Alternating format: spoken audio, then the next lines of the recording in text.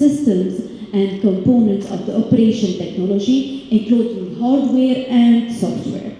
With this introduction, I want to take a chance to address Mr. Abdullah.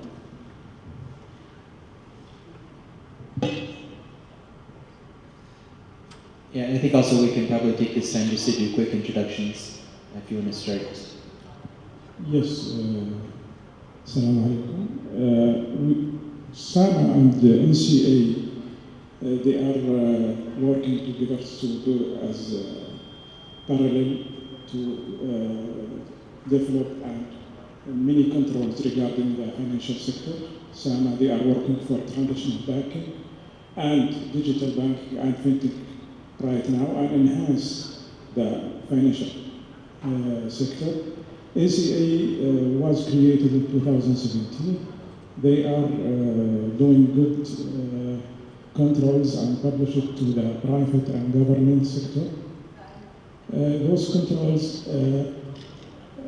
doing a stable infrastructure and secure infrastructure inside the kingdom look like NCC control and DCS. DCC control also. SAMA also, they have a lot of regulation like PCI, DSS, for example.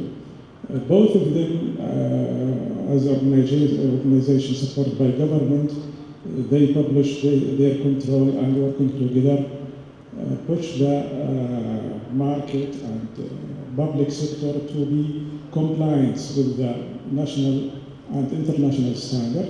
This is built, they build by this pushing good infrastructure support for the fintech and financial economic.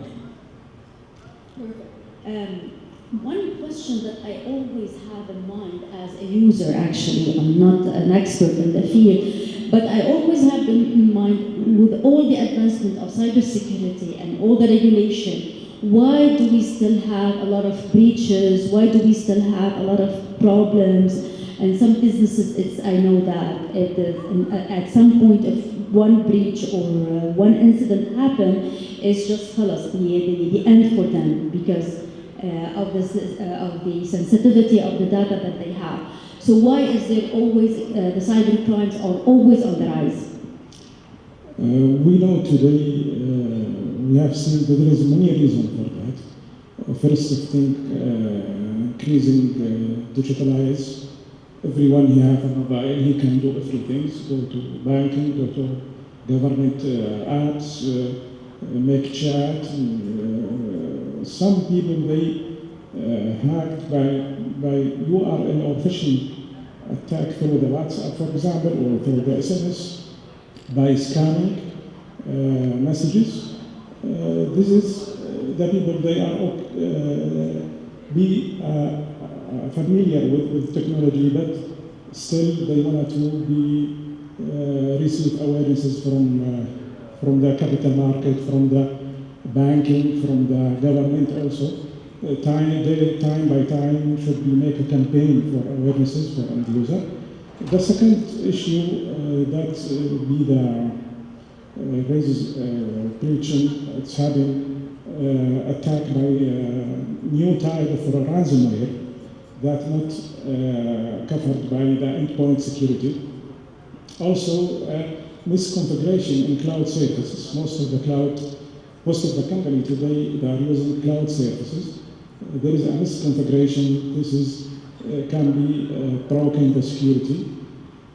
Also, zero-day vulnerability happens into the system or in the security control, for example, without any resolve from the vendor. This is open door for the hackers to use this vulnerability to attack and breach the data. Plus, there is some company, they are not make a strong encryption for database. Look like we have history for company for payment in the region. They put real data in the testing environment. And they are keeping open data. Anybody can read it from inside the company or any outside. This is make the hackers access to this data to be breached, and they announce in the dark web we have a lot of data for Bennett company. We can sell it. Otherwise, you can pay for us, and we will not sell it on the dark web. This is a misconfiguration from the provider itself. Should be the data in testing area or in the production area encrypted and scrambles and using data masking and the other solution to be encrypt your data. Thank you so much for that.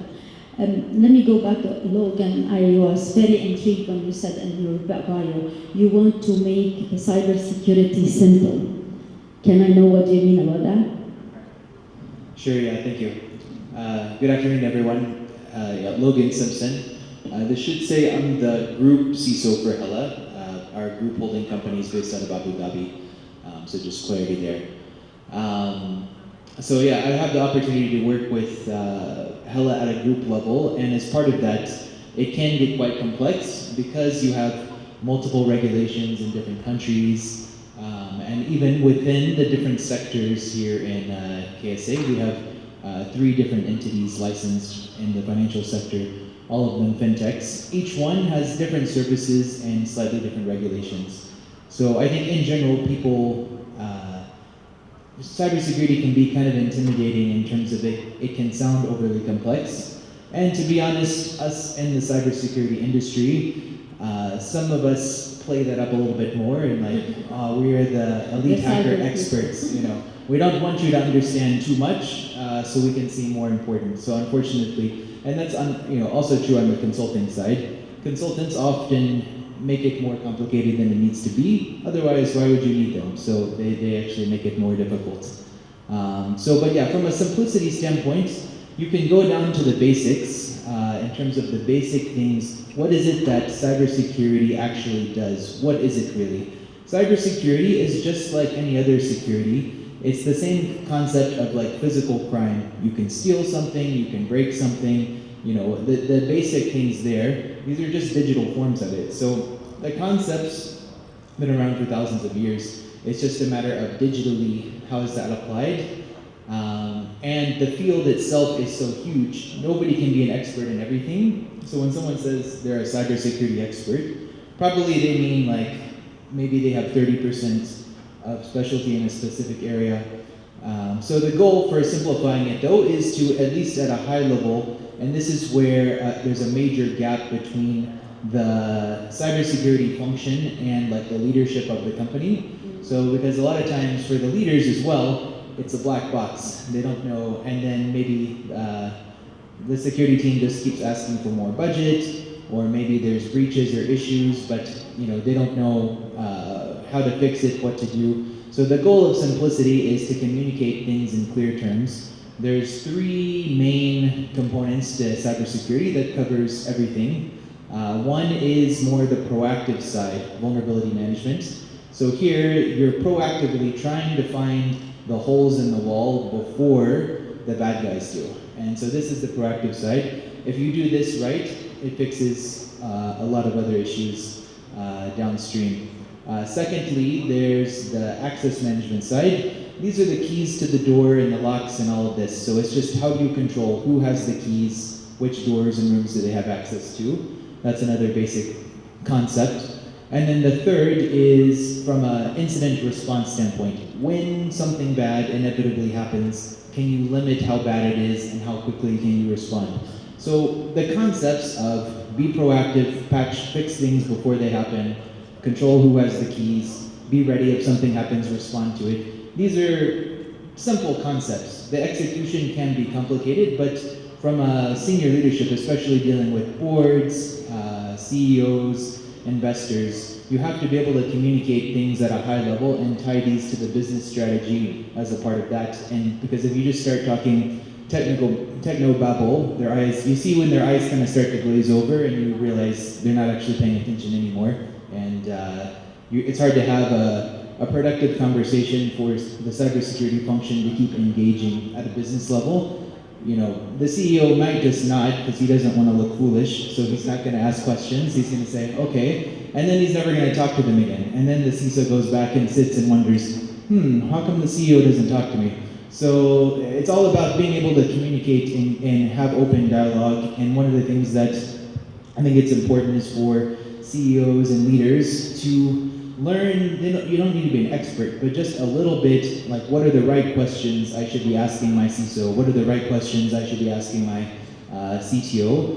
And then if they can have a healthy conversation, I think that's where, honestly, with all these root cause issues and the breaches and all that, the technology is there to fix it. It's not like these are unsolvable problems. Usually it comes down to a breakdown in communication within the organization in terms of the cybersecurity function and the business needs and compliance and these different areas.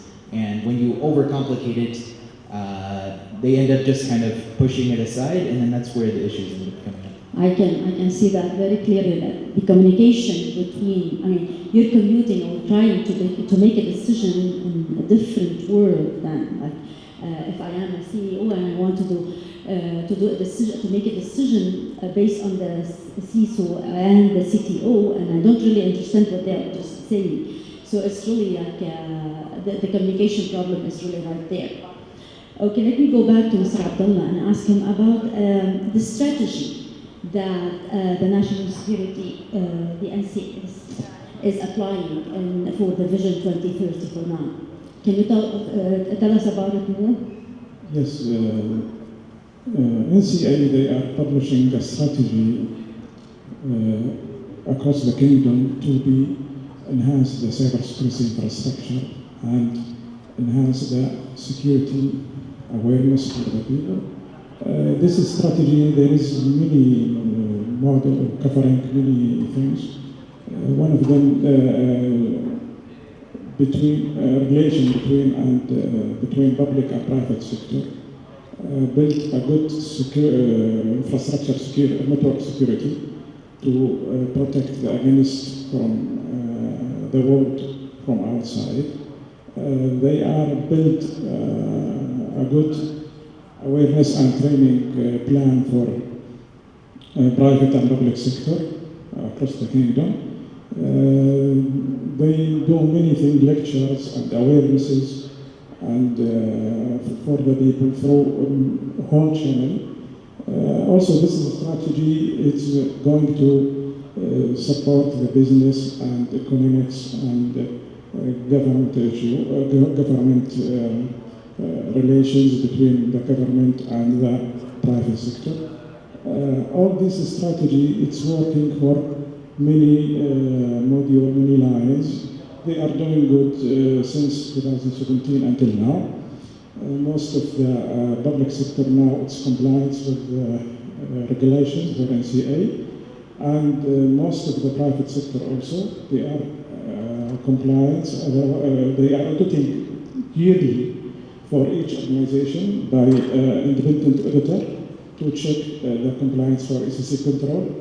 They develop many controls like DSS and DCC, and there is an encryption now. They are working for these. Now Saudi Arabia, the second country on the worldwide list for cybersecurity. This is the good journey they are to do it from 2017 until now.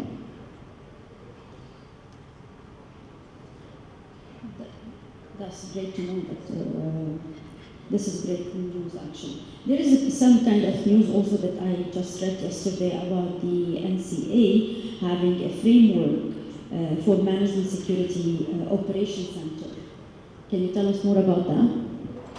Yes, the NCA, they're publishing framework regarding the private sector or any company who wanted to deliver the MDR service, SOC remotely, to support the business, because most of the organization, they don't have ability or they don't have manpower enough to build own SOC center, security operation center, and These companies, they are under licensing and under control by NCA. Also, NCA, they are covering whole national backbone traffic. Anything is coming from outside to the kingdom, it's under control and under monitoring by NCA itself. For any suspicion or attack or breaching data from inside to outside, they directly talk to the organization and give them alert about. They are also share with him investigation and result for this attack. And they are use this investigation to help another across company and government sector inside the kingdom. Very nice and interesting news. Logan, I want to go ask you about, because you are more in the field and you know more about the market and the breaches, you are right in the front line. Can you tell us about examples that you have witnessed about attacks or breaches that really led to problems or catastrophes sometimes? Sure, yeah. And I think just another point to mention on the SOC and the NDR piece and the role that NCA is playing is a lot of these service providers are, there were some issues where there were gaps. They didn't have the right quality, and companies were suffering breaches because they're trusting these companies. They're saying we're cybersecurity experts. Then a breach happens, nobody notices, and there were major gaps there. So that's why, fortunately, there are actual framework and guidelines to say, if you want to provide a cybersecurity service and serve the fintech community, you need to comply with 1, 2, 3, 4. You will be audited, and if you're not certified or you don't pass, you can't do the service. So that has actually helped improve the posture across a lot of these fintechs. But the incidents do happen. I would say there's 3 main types of incidents which are maybe specific in the fintech world, which we've seen. These aren't all only unique to just fintech, but the ways that they play out. One is the insider threat concept. We all like to trust the people that we're working with, but the reality is, and there's many examples of this, there was an IT network admin maybe, or there was a software developer, or even a business analyst. And as the fintech, there's pressure. There's like hundreds of new fintechs coming, right? Everyone wants to be first to market. There's deadlines, push. And so oftentimes the full governance that maybe the traditional banks have isn't there. And people see opportunities to say, hey, nobody's watching me. I have really no oversight. They really have full control. And people at the CEO and board level, they don't realize that there's one small little guy over there. He just flicks that switch and the whole company shuts down and nobody has any kind of oversight over that. So hopefully he's a good guy, but some cases where he's not, they might embed backdoors, enable them to access. Especially this is a risk or an issue if companies are using software developers and IT outside of KSA, because at that point, really, what can you do? Whatever the damage is done, the odds of being able to actually go track down. For the people that are inside KSA, some of them, they do it and then they leave and then they don't trigger it remotely until after they're outside the kingdom. So these happen. In some cases, it's examples of like seeing a flaw in the business logic, maybe for whatever the fintech product is, and a financial analyst or a business analyst realizes, actually I can transfer a lot of money out and nobody's gonna know if I do this and this at the same time. It's a glitch, it's not that mature technology yet. Other examples, like I said, people might install backdoors and things like that. So the internal employee one, or in contractors and consultants, that's a common one. I think another major area is in terms of, you talked about like cloud and cloud misconfiguration, and specifically APIs. Now everyone in fintech runs on APIs, that's the default technology. Sometimes, for whatever reason, if it's a web application that people can log into and click and do things like that, then maybe it has the right pen testing and there's more security there. But for some reason, APIs often get missed. They don't get tested. Oh, we tested the app. Well, you tested the front end of the app, but you didn't test the API. So any hacker that's even not even advanced, just mid or junior level, they use a tool called Postman. They can intercept the API traffic, see exactly what it's doing, and then take advantage of this. Either there's cases where they transferred money just by pretending to be a customer. They manipulated the API traffic, talking, and then they transferred money out. Or in other cases, they might change the price of a specific product or thing and then use that. So I think the API security is another common one that the fintechs That's really struggle with, yeah. And then the third area is, so insider threat, APIs.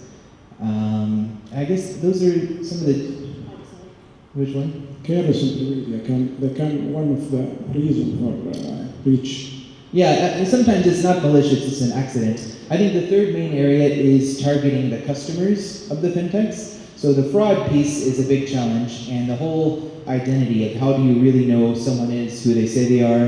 And now with AI, you have deep fakes and people can do voice impersonations and all of this. But the idea of customers, and it's sad because there's hundreds or maybe thousands of examples of people that are losing their life savings. Probably all of us know or have a relative or a friend who lost a lot of money this way. And it's because, again, maybe the fintech doesn't implement really robust customer security controls for customer authentication. You hear the term MFA, multi-factor authentication. People think, okay, this is what, an SMS OTP. That's one type, but multi-factor means something that you know, like a password, something that you have, which in the OTP SMS case is like your SIM card. So if anyone else has your SIM card, that's lost. And something you are, where you have biometrics. So for it to be multi, you need at least two of these. And so people say, okay, I have a password, I have SMS OTP plus, that's fine. But the problem is the telecom network never intended SMS to be the main identity verifier. It's one option, and it was the one, okay, it's the easiest to roll out because everybody has SMS, so let's do it. But it was never intended to be, this SMS message is the only thing standing between you and losing your life savings. That's a lot of pressure to put on a technology that wasn't intended for that. So one of the things that, what we see a lot of examples of this, unfortunately, one of the things which companies need to do in terms of multi-factor, which is, okay, you don't want to impact the user experience. You don't want to make things so painful that nobody uses your product. The best way to secure a computer, I always tell people, is lock it into a safe, drop that safe to the bottom of the ocean. It'll never get hacked, but then also you can't use it. That's But so you know, yeah, that's a good question. In the pool, Maybe you'd have to go to Jeddah. But the goal is for MFA, if you can actually, one of the solutions is to tie authentication to the device. Again, there's some user experience impact there because, well, what if the customer wants multiple devices? How do you manage this? But this is the easiest and most seamless way to verify. If you have a unique device ID for each customer, whether it's a mobile app or a laptop, that is something you have. So that can take the place of a SIM card. A SIM card, there's many ways that people can compromise this or steal this, use a virtual or an eSIM.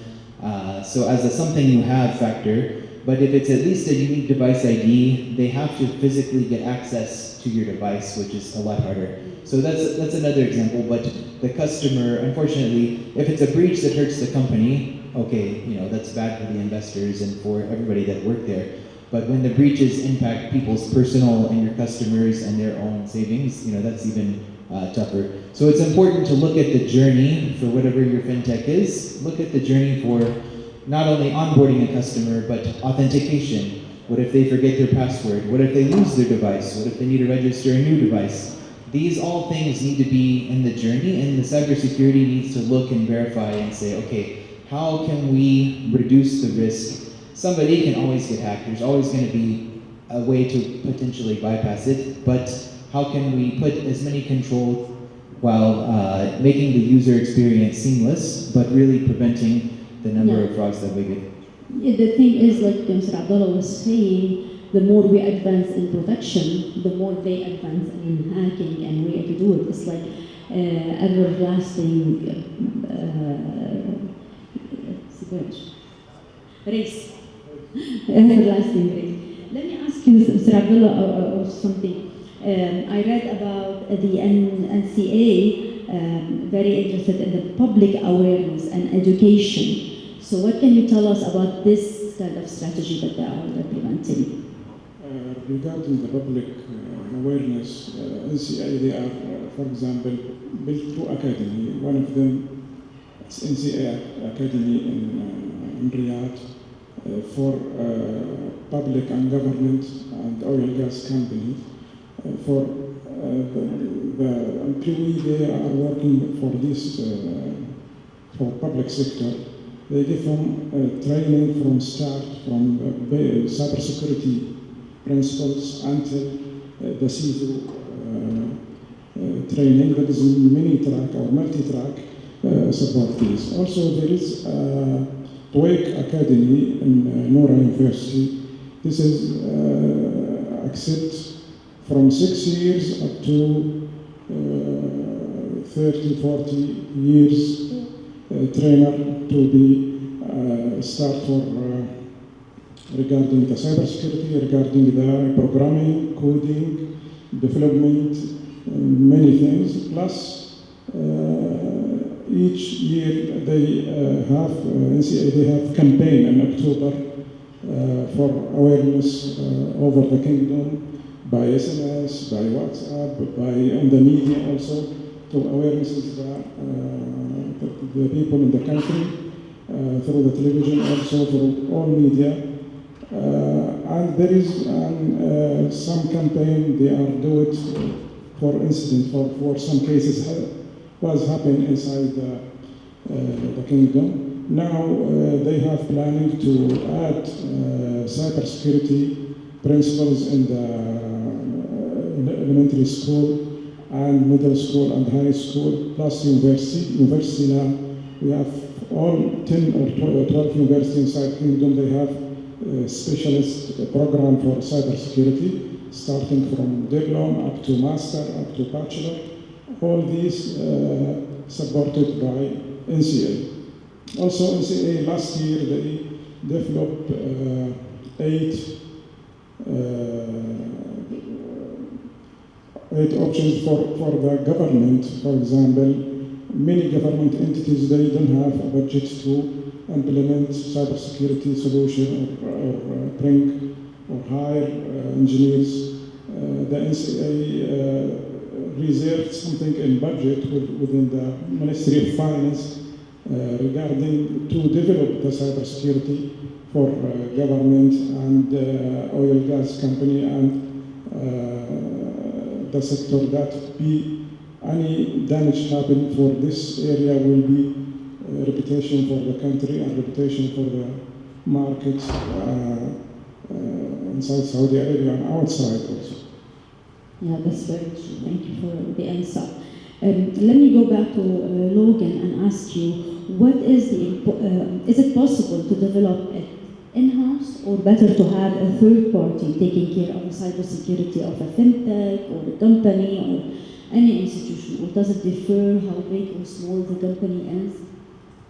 Sure, yeah. So I think especially from a fintech standpoint, and really for a lot of companies, and especially in Riyadh and in Saudi Arabia, the number of, you can kind of see the shift in 2015, 2016, whenever Saudi started strategically prioritizing and investing in cybersecurity. So you have now the first generation that maybe they graduated in 2020, and then now they have like 4 years experience. So you can see, like, honestly, there are thousands of very qualified people from these generations coming up, but especially the more advanced and experienced levels, 8 years, 10 years, 15 years experience, there's very few people that have, that are available and that also a fintech could afford that have this level of expertise.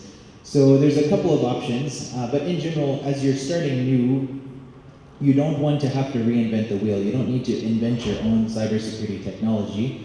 And even in terms of the different areas I mentioned, vulnerability management, access management, incident response, these are all available now as managed services. And more, even larger companies are saying, you know, I'm tired of hiring a cybersecurity team and then they leave and we have to train the new person and then, you know, you have to worry about managing all of that. And then, so if you can outsource it or have a managed service that provides some of these areas, if that's their level of expertise, and the NCA is also checking them to make sure are they actually qualified and doing what they're supposed to do, this can be a great way because then you can start very small and then scale. With HALA, we have 3 SAMA licensed entities currently, all as fintechs, and they're all at like slightly different phases in the journey. One's 5-6 years in, so it's much more kind of mature.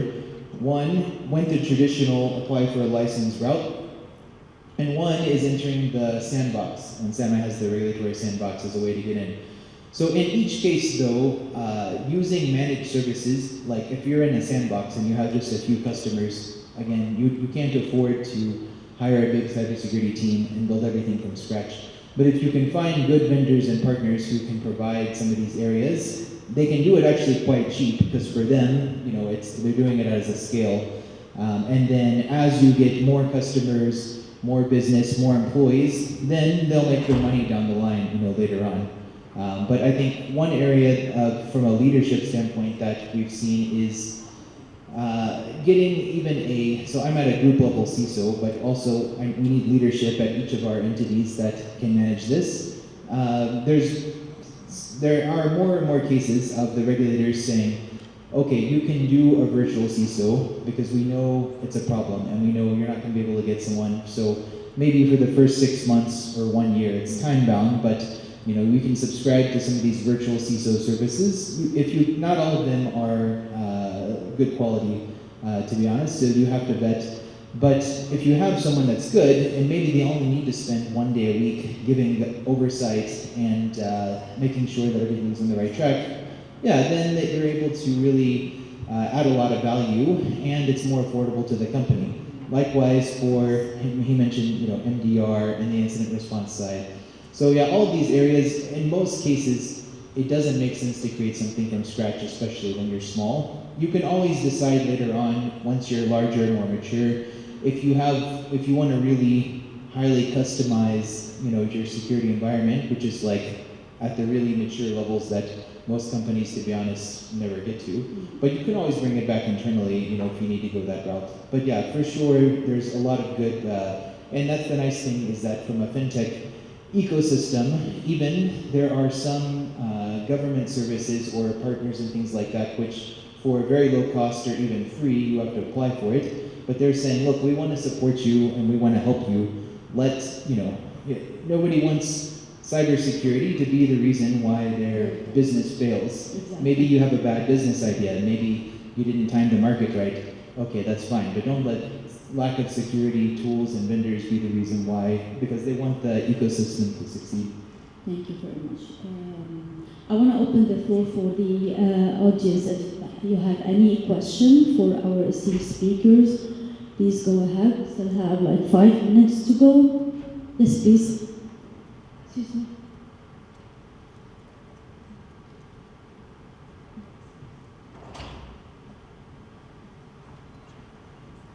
I'm glad there's questions, because otherwise we were going to start calling on people. This is the first question of the day. Thank you. My name is Yanzi. I'm working for a cybersecurity firm based in Riyadh and Abu Dhabi. So we are expanding our business in Saudi Arabia and the target in financial sectors. So here they have different regulations, SAMA and NCA. I would like to know which one is primary for the small medium enterprise in financial sectors, where we as consultants and product service providers should be focused on. We want to provide one-stop solutions for our customers where it's cost-effective, also can meet government guidelines. Thank you. So for one thing, you cannot say that a government regulation or law, that one is priority over the other because they're all required. However, from a roadmap standpoint, you also can't implement everything at once, right? So from a financial sector standpoint, SAMA is the financial regulator for the financial services sector. So one priority, I would not say it's the number one, but obviously, and also it depends on what kind of license they're applying for, like I said. So I've been through the journey in different ones. If it's a sandbox, there's actually different requirements and priority and journey for a sandbox licensed company versus someone who's going directly with the license. But like another example would be the MVC, minimum verification controls. This is going to apply to pretty much all of them. So as a service provider, I would make really sure I communicated that the MVC framework and controls and checks is something that we have expertise and can help in. For if it's a sandbox, they don't have to do the full maturity level 3 for that the banks have to comply with right away. But they have something else called the cybersecurity resilience framework, which is kind of a subset of the more critical ones, which for fintechs. So those are some examples, along with all of the NCA ones. NCA has 5 different frameworks, and their jurisdiction is over all the sectors, so obviously it still applies there. The third area would be that's going to become a more and more focus is on the data privacy side, and there's PDPL now. So again, as that's a new regulation, usually new regulations, they get a little bit more focus and a little more scrutiny and audits that are going to happen starting in September. But those are obviously financial sector, you have the cybersecurity framework, minimum verification controls, the resilience framework, and then outside of that you have the NCA controls, and then the data privacy. I don't know if you want to add anything. Yes, SAMA and the NCA and this CMA, but we're talking about SAMA and NCA, they have a lot of controls. Most of them, they are meet together. For example, NCA, they have ECC control. When you apply it, they will be go to apply the other control called the DCC, the data